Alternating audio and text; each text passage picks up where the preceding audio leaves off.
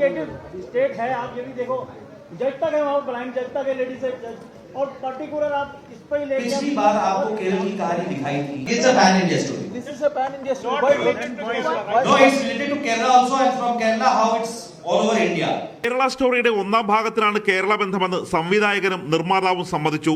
വിദ്യാഭ്യാസ രംഗത്തും ആരോഗ്യരംഗത്തും ഒന്നാം സ്ഥാനത്ത് നിൽക്കുന്ന കേരളത്തെ എന്തിന് അപമാനിക്കുന്നു എന്ന ചോദ്യമാണ് പ്രധാനമായും ഉയർന്നത്. പറഞ്ഞു ഇതിന്റെ സംവിധായകരും നിർമ്മാതാവും ഒക്കെ പറഞ്ഞു ഇത് കേരളത്തെ കുറിച്ചല്ല എന്ന് പറഞ്ഞു. പിന്നെ താനൊക്കെ എന്തിനാണോ ഇത് ഉണ്ടാക്കി വെച്ചിരിക്കുന്നത്, കേരള സ്റ്റോറിന്ന് പേരിട്ടിരിക്കുന്നതെന്നല്ലേ ചോദിക്കേണ്ടത്. കേരള സ്റ്റോറിയുമായി ബന്ധപ്പെട്ടുള്ള വിവാദങ്ങൾ വരികയാണ്. അതിനകത്ത് കേരളത്തെ ഇകഴ്ത്തി കാണിക്കാൻ വേണ്ടിയുള്ള പരാമർശം ഉണ്ടാവുമെന്ന് പറയുന്നു. അതിനെങ്ങനെയാണ്? അപ്പോൾ നമുക്ക് ഇഷ്ടമുള്ള ആളുകൾക്ക് അത് കാണുക. കാരണം ഒരു സിനിമ നിർമ്മിക്കുക എന്നുള്ളത് ഭരണഘടന അനുസരിച്ച് അവർക്കുള്ള അവകാശമാണത്. മനോഹരമായ പദം ഉപയോഗിക്കുന്നതാണ് എന്തുകൊണ്ടും അഭികാമ്യവും അഭിലഷണീയവുമാണെന്ന് ഞാൻ വയലന്റ് വിറ്റ് നടക്കുന്നവരെ നാക്കിനേക്കാൾ നീളം ഉണ്ടല്ലോ തന്റെ നാക്കിന്. അത് നിയമവിരുദ്ധമാണെന്നുണ്ടെങ്കിൽ അതിനെ നിയന്ത്രിക്കാനായിട്ട് ഇവിടെ സെൻസർ ബോർഡുകളും നിയമങ്ങളുമുണ്ട്. അങ്ങനെ വേണോ? അപ്പൊ അവര് നിയന്ത്രിക്കണം, അത് സ്റ്റോപ്പ് ചെയ്യണം. പക്ഷെ സിനിമയുടെ കാര്യത്തിൽ സംബന്ധിച്ച് അത് ഇഷ്ടമുള്ള ആളുകൾക്ക് കാണുക, അത് അവരുടെ അവകാശമാണത്. അതിന് നമ്മൾ നിയന്ത്രിക്കേണ്ട കാര്യമില്ല. രണ്ടും കൂടി ഒരുമിച്ച് വേണ്ട. ഇനി കാണണ്ട എന്ന് വിചാരിക്കുന്ന ആളുകൾ കാണണ്ട, അതിനകത്ത് പ്രതിഷേധിക്കുന്നവർ പ്രതിഷേധിക്കട്ടെ, അത് അവരുടെ അവകാശമാണ്. ഉപദേശവും എന്റെ ഫോക്കസ് എന്ന് പറയുന്നത് ഈ കേരളത്തിന്റെ വികസനം ഉറപ്പാക്കുക, ഈ നാടിന്റെ പ്രശ്നം പരിഹരിക്കുക. കേരളത്തില് അതിനൊരു നിയമ സംവിധാനങ്ങളുണ്ടല്ലോ, കോടതികളുണ്ടല്ലോ.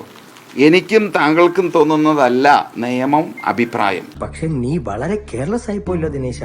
അതിന് കോടതി സംവിധാനങ്ങൾ. ഒരു ആള് തെറ്റായിട്ടുള്ള നിയമവിരുദ്ധമായിട്ട് ഒരു പ്രവൃത്തി ചെയ്തു കഴിഞ്ഞാൽ അതിനെ നിയന്ത്രിക്കേണ്ടത് ഇവിടുത്തെ സർക്കാരാണത്. അതുകൊണ്ട് ആരും അതിനെപ്പറ്റി കോടതിയിൽ പോയിട്ടില്ല. കോടതി നിയന്ത്രിക്കട്ടെ, കോടതി വേണ്ടെന്ന് പറയട്ടെ. ഇനി എന്റെ അടുത്ത ചുവടിൽ ആകാശമൂട്ട തീ ഉയരും. കേരള സ്റ്റോറിക്ക് സ്റ്റേ. റിലീസ് ഹൈക്കോടതി തടഞ്ഞു. സിനിമ മതസൗഹാർദ്ദത്തിന് ഭീഷണിയെന്നാണ് കോടതിയുടെ വിശദീകരണം. അറിയാത്ത പിള്ളക്ക് ചൊറിയുമ്പോഴേ അറിയൂ. 2 ആഴ്ചത്തേക്ക് Kerala story second cinema stay ചെയ്തിരിക്കുന്നു. നാളെ റിലീസ് തീയതി വെച്ചിരുന്ന സിനിമയാണ് ഇപ്പോൾ ഹൈക്കോടതി വളരെ പ്രധാനപ്പെട്ട ഇടപെടൽ നടത്തിയിരിക്കുന്നത്. കേരളത്തെ ഇകഴ്ത്തിക്കാട്ടുന്ന തരത്തിലേക്ക് എന്തെങ്കിലും ഒരു ഇലമെന്റോ കണ്ടന്റോ ഈ സ്റ്റോറിയിൽ ഉണ്ട് എങ്കിൽ തീർച്ചയായും അതിൽ ഇടപെടൽ നടത്തും എന്ന് നേരത്തെ തന്നെ ഹൈക്കോടതി വ്യക്തമാക്കിയിരുന്നു. എല്ലാരിപ്പിൽ തുടങ്ങി തില്ലാനയിലും അവസാനിപ്പിക്കാത്ത ആളെ വിട്ടിയാക്കുന്ന നിന്റെ നാട്യമുണ്ടല്ലോ, അത് മാധവന്റെ അടുത്ത് ആടണ്ട. ജനങ്ങൾക്കിടയിൽ സാമുദായിക ഭിന്നത വളർത്തുന്നതിനും ഭ്രാന്തമായ മനോഭാവം പ്രോത്സാഹിപ്പിക്കുന്നതിനും സിനിമ കാരണമാകുമെന്നാണ് കോടതി പറഞ്ഞത്. എന്തൊക്കെ മേളായിരുന്നു. ഇതോടൊപ്പം തന്നെ സിനിമ പൊതുസമാധാനത്തിന് ഭംഗം വരുത്തുന്നതല്ല എന്ന് CBSE സർട്ടിഫിക്കറ്റ് നൽകുമ്പോൾ കണക്കിലെടുക്കണം. അത്തരം ഒരു കാര്യം CBSE അതായത് സെൻസർ ബോർഡിന്റെ ഭാഗത്തു നിന്നും ഉണ്ടായിട്ടില്ല എന്നാണ് കോടതി നിരീക്ഷിച്ചിട്ടുള്ളത്. നിന്റെ മുഖത്തൊരു ചിരി ഉണ്ടായിരുന്നു, ഇപ്പൊ അതുപോലെ ചിരിക്കാമോ? വഴിയിലേക്ക് ചിരിയടാ. നിർമ്മാതാക്കൾ മുന്നോട്ട് വെച്ച എല്ലാ വാദങ്ങളെയും കോടതി തള്ളിയിരിക്കുന്നു എന്നുള്ളതാണ് ഏറ്റവും പ്രധാനപ്പെട്ട കാര്യം. ഇതിൽ ഹൈക്കോടതിയെ സമീപിച്ച ഹർജിക്കാരിൽ ഒരാളായ ഫ്രെഡി ഫ്രാൻസിസ് നമ്മളോടൊപ്പം ചേരുകയാണ്. ഹർജി കോടതി പരിഗണിച്ചിരിക്കുകയാണ്. 2 ഹർജികൾ നിലനിൽക്കുമെന്നാണ് കോടതി പറയുന്നത്. ഇതിൽ തന്നെ ഫ്രെഡി എന്തെല്ലാം വാദമാണ് മുന്നോട്ട് വെച്ചത്? ഇവിടെ കിടന്നെങ്ങാനും ഷോ ഇറക്കാനാണ് പ്ലാനെങ്കിൽ 2നെ കാലേ പിടിച്ച് തെങ്ങിന്റെ മൂട്ടിയിട്ട് നല്ല വീക്കിക്കോട്ടാ ബോണി പറയാൻ പറഞ്ഞു. എന്തൊക്കെയാണ് കോടതി ഫ്രെഡി കിട്ടുന്ന വിവരങ്ങൾ അനുസരിച്ച് എന്തൊക്കെ കാര്യങ്ങളാണ് കോടതി നിരീക്ഷണത്തിലൂടെ കണ്ടെത്തിയിരിക്കുന്നത്? ഒരു കാര്യം ഞാൻ പറഞ്ഞേക്കാം. അതായത് ഇപ്പോ കേരള സ്റ്റോറി എന്നുള്ള കേരള എന്നുള്ള പേര് ഉപയോഗിക്കാൻ പാടില്ല എന്നുള്ളതായിരുന്നു എന്റെ ഇത്. കോടതി അവരെ വെറുതെ വിട്ടാലും ശരി, ഞാൻ വെറുതെ വിടില്ല. കാരണം കേരളം അല്ല മലയാളികൾ, ലോകത്തെല്ലായിടത്തുള്ള മലയാളികൾക്ക് ഇതുമൂലം ഉണ്ടാകുന്ന ചീത്തപ്പേരാണ് വിഷയം. അപ്പോ കോടതി നല്ലൊരു വിധിയാ തന്നത്, നോക്കാം. കേരളത്തിൽ ഇല്ലാത്ത കഥ, കേരളത്തിൽ നടക്കാത്ത കഥ, കേരളത്തിൽ നടക്കാൻ സാധ്യതയില്ലാത്ത കഥ വെച്ചുകൊണ്ട് കേരളത്തിന്റെ പേര് വെച്ച് ഇതേപോലെ ഒരു പടം വന്നു കഴിയുമ്പോൾ, ഫസ്റ്റ് പടം വന്നപ്പോൾ തന്നെ നമുക്ക് കുറെ ചീത്തപ്പേര് നമ്മളെല്ലാ മലയാളികൾക്കും ഉണ്ടായിട്ടുണ്ട്. കണക്ക് നോക്കി പകരത്തിന് പകരം തീർക്കാൻ ഷൺമുഖം തീരുമാനിച്ചാൽ 4 പേർക്കും കൂടെ ഒരു കുഴി അത് വെട്ടിയിട്ടേ ഞാൻ വരൂ. രണ്ടാമത്തെ വരുമ്പോൾ അതിനേക്കാൾ കൂടുതൽ ഡാമേജ് ഉണ്ടാവാൻ വേണ്ടി പോകുന്നത്. അപ്പൊ അങ്ങനെ ഉണ്ടായി കഴിയുമ്പോൾ അതെല്ലാം ബാധിക്കുന്നത് നമ്മളെ പോലെയുള്ള കേരളത്തിന് പുറത്ത് ജീവിക്കുന്ന മലയാളികളെ തന്നെയാണ്. വെഡിങ് ഇൻവിറ്റേഷനിൽ എന്റെ പേര് മാത്രമേ ഉണ്ടായിരുന്നുള്ളൂ, just Jagadish T Nambiar. That was enough. 4 പേര് അറിയുന്നവന് പേര് തന്നെ അധികം. അല്ല, കറക്റ്റായിട്ട് പോളറൈസേഷൻ നടക്കാത്ത കൊണ്ടാണ് നമ്മൾ ജയിക്കാത്തത് എന്ന് പറയുന്ന ഒരു നേതാവ് ഉണ്ടായിരുന്നു BJPക്ക്. സുരേന്ദ്രനാണ് ആയിരിക്കുമല്ലോ, ഞാൻ അങ്ങനെ കണ്ടിരുന്നു. അവിടെ ചെറ്റ കൊണ്ട് പിന്നെ BBC ന്യൂസ് പറയാൻ പറ്റുമോ? അപ്പോൾ അങ്ങനെയൊക്കെ പറഞ്ഞ സ്ഥിതിക്ക് പോളറൈസേഷന് വേണ്ടി ഇതേപോലത്തെ കഥകളൊക്കെ വന്നു കഴിയുമ്പോൾ അതിനോട് റിയാക്ട് ചെയ്യുക എന്നുള്ളതാണ് നമ്മളുടെ ഭാഗത്ത് ചെയ്യുന്ന ഏറ്റവും നല്ലത്. അവൻ കലക്കി ആദ്യ പ്രതിയായത് എത്ര പെട്ടെന്ന് ഈ നിർബന്ധിച്ച് കഴിക്കുക, പ്രത്യേകിച്ച് ബീഫ് നമ്മൾ പൈസ കൊടുത്ത് മേടിച്ചിട്ട് അറിയുമായിരുന്നെങ്കിൽ വേണമെന്ന് പോയി നമ്മൾ പോയി നോക്കുമായിരുന്നു. നമുക്കറിയാൻ പാടില്ല. സംഭവിച്ചൂടായില്ല.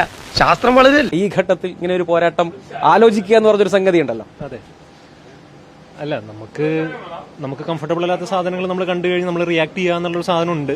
ഒഴിഞ്ഞു പോയിക്കൂടെ? അങ്ങനെ എങ്ങനെയാ പോവാ? കിട്ടാനുള്ളത് കിട്ടിയിട്ട് ഞങ്ങള് പോവൂ. ഹർജിക്കാരെ കുറിച്ചാണ്. വേറെയും ഹർജികൾ വന്ന സമയത്ത് അവർ പറഞ്ഞു വേറെ ലക്ഷ്യങ്ങളും താല്പര്യങ്ങളും ഹർജിക്കാർക്കുണ്ട് എന്നായിരുന്നു. അങ്ങനെയുണ്ടോ?